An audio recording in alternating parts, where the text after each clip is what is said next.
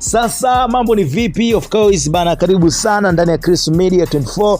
Ikiwa ni time nyingine tena ambayo tunakutana kwa ajili ya kupeana habari mbalimbali za kiburudani. Sasa moja ya issue ambayo ninayo hivi, unaikumbuka ile albamu ya kwa Kidala ya Jay Melody ambayo ilikuwa ina ngoma kadhaa mle ndani, ngoma kama wa peke yangu bana na zinginezo kibao, miaka 18 nilipanga hiyo bana, vitu kama hayo hapo bado ilikuwa inapatikana kwenye albamu yake Jay Melody. Ilikuwa inaitwa Therapy ambayo imetoka mwaka jana, mwaka 2024 bana, moja ya mkwaju ambao ulikuwa bora zaidi. Sasa Jay ameamua kurudi tena kutuachia albamu nyingine, kutubariki bana na albamu nyingine mwaka huu 2025 kupitia ukurasa wake wa Instagram pale. Amesema my album 99% 90% iko good.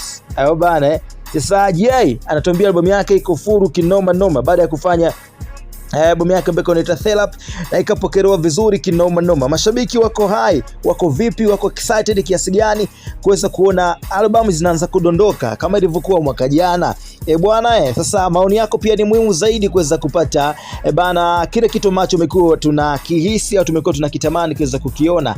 Unaitamani kiasi gani albamu ya kwa Jay Melody kwa kuweza kuachia albamu kali mwaka jana? Je, itakuwa ni kali kushinda ile ambayo ilitoka mwaka jana, na hii itakuwa vipi? Sehemu pekee kuweza kumwagika hapo ni sehemu ya comment. Mtani, mimi naitwa Chris Jayana, msanuaji kutokea 245 Tanzania, Bongo Rendi rais bana Rizia ya Mama Samia. We happy na tuna enjoy kinoma noma kutokea hapa Bongo bana.